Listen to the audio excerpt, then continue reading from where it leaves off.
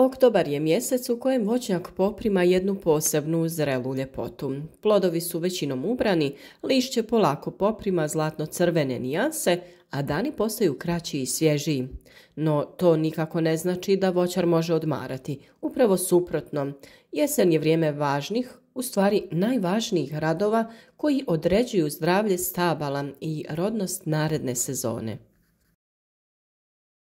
Prva i najvažnija obaveza u oktobru jeste završetak berbe kasnih sorti jabuka, krušaka i dunja.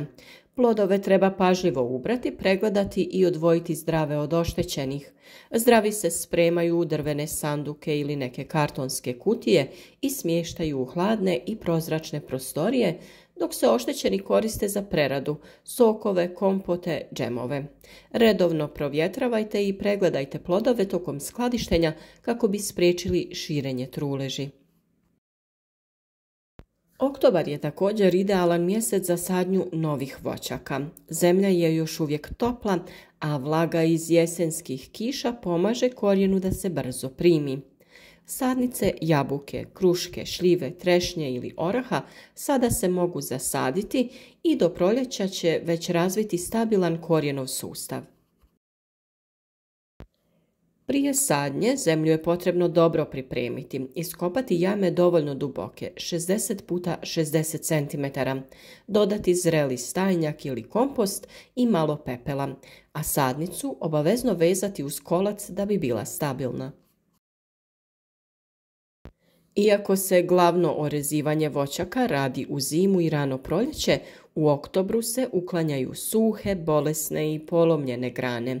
Time se smanjuje rizik od širenja bolesti i štetnika. Posebno je važno ukloniti grane koje pokazuju znakove gljivičnih infekcija ili rak rana. Rezovi se premažu voćarskim voskom ili pastom kako bi se rana zaštitila od infekcije. Opalo lišće, mumificirani plodovi i grančice zaražene bolestima ne smiju se ostavljati ispod stabla. To je idealno utočište za prezimljavanje štetnika poput jabučnog savijača ili kruškine buhe. Najbolje je sve sakupljeno spaliti ili odnijeti van voćnjaka. Zdravo lišće, međutim, može se kompostirati i iskoristiti kao vrijedan humus za narednu sezonu. Oktobar je pogodan i za duboko kopanje ili oranje između redova u voćnjaku. Tlo se može obogatiti stajnjakom, kompostom.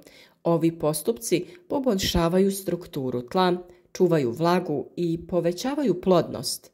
Kod starijih stabala oko zone korijena može se dodati malo drvenog pepela za obogaćivanje mineralima.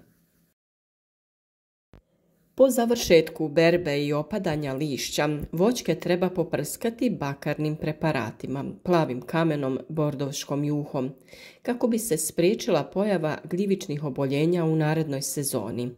Jesenska zaštita posebno je važna za breskve, trešnje i šljive koje su osjetljive na kovrčavost lista i moniliju.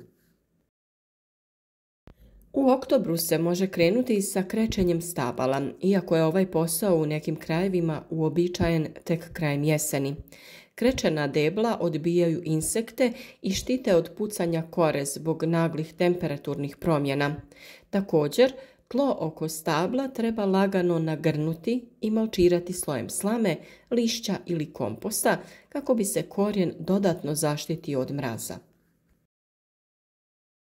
Za iskusnije voćare oktobar je prilika i za razmnožavanje određenih vrsta, polijeganjem ili reznicama. Neke vrste bobičastog voća poput ribizle ili ogrozda lako se razmnožavaju u ovo doba godine.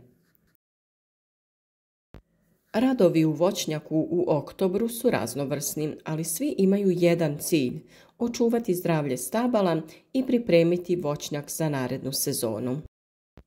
Jesen je vrijeme kada voćar ulaže trud koji će mu se višestruko vratiti u proljeće i ljeto, kroz bogato cvjetanje i rodne grane.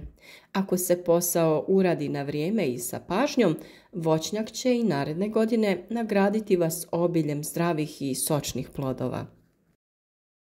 Ovo je samo uvodni dio u poslove koje moramo obaviti tokom ovog mjeseca, a sve teme ćemo detaljno obraditi u posebnim video savjetima.